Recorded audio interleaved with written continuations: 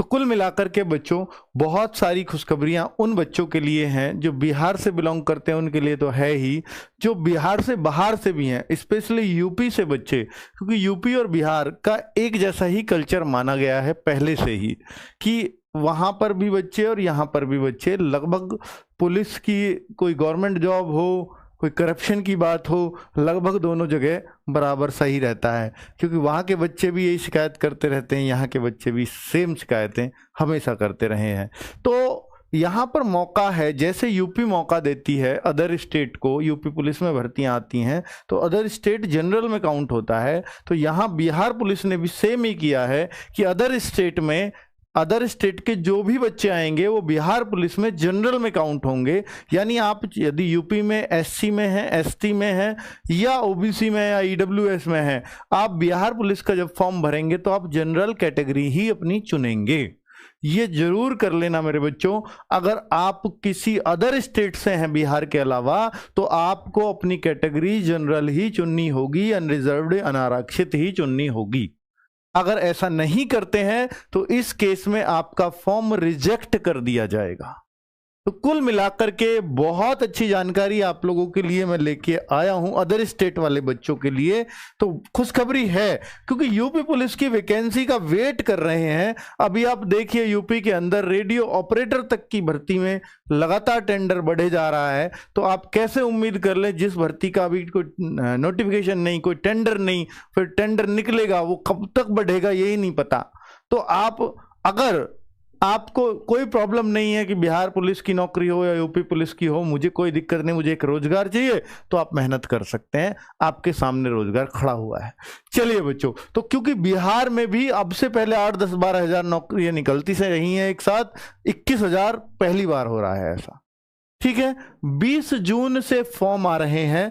Exam कब होगा इस बात पे अभी प्रश्न चिन्ह है कि भाई एग्जाम कब तक होगा, क्योंकि 20 जुलाई तक तो फॉर्म चलेंगे। अगस्त, सितंबर, हो सकता है सितंबर के लास्ट तक एग्जाम जाकर के बने, या अक्टूबर भी आ सकता है। ठीक है, तो एग्जाम में सितंबर लास्ट या अक्टूबर ही उम्मीद करिए, उससे पहले कोई उम्मीद नहीं करे। फिजिकल की बात करेंगे कि भाई फिजिकल में क्या क्या चाहिए होगा, पहले ही बता देता हूं कि बिहार पुलिस का जो भी बच्चा फॉर्म भरे उसका, देखिए हाइट में तो यहां ठीक ठाक है, छूट है, कोई दिक्कत नहीं। यूपी से भी कम हाइट यहां चाहिए, 165 सेंटीमीटर पे आपका काम हो जाता है, लेकिन यहां फिजिकल बड़ा स्ट्रांग चाहिए। तो बच्चों, अगर आपका फिजिकल स्ट्रांग नहीं है तो इस फॉर्म को भरने का कोई फायदा नहीं है, क्योंकि फॉर्म की फीस भी अच्छी खासी है। इतने में आपको आरडब्ल्यूए का बैच मिल जाता है यार, उतनी इसकी फीस है, उससे कम में ही मिल जाता है।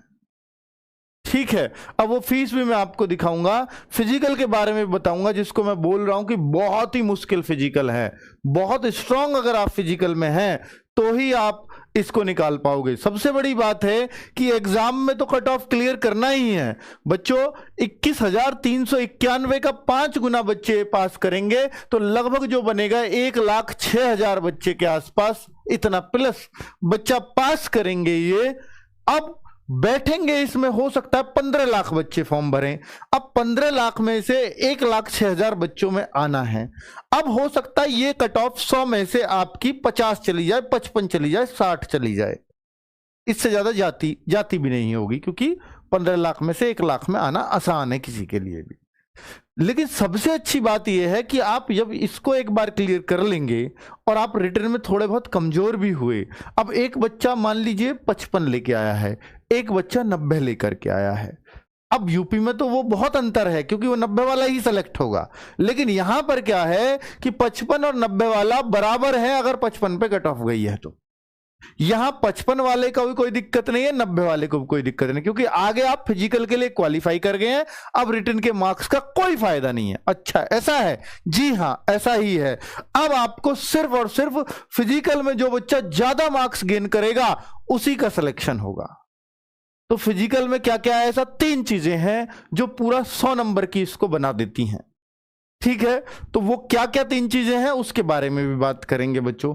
100 नंबर का आपका फिजिकल है, जो 100 में से ज्यादा मार्क्स लेकर के आएगा उसका सिलेक्शन फाइनली हो जाएगा। फिजिकल के थ्रू ही सिलेक्शन है, रिटर्न तो भीड़ को छांटने के लिए है बस।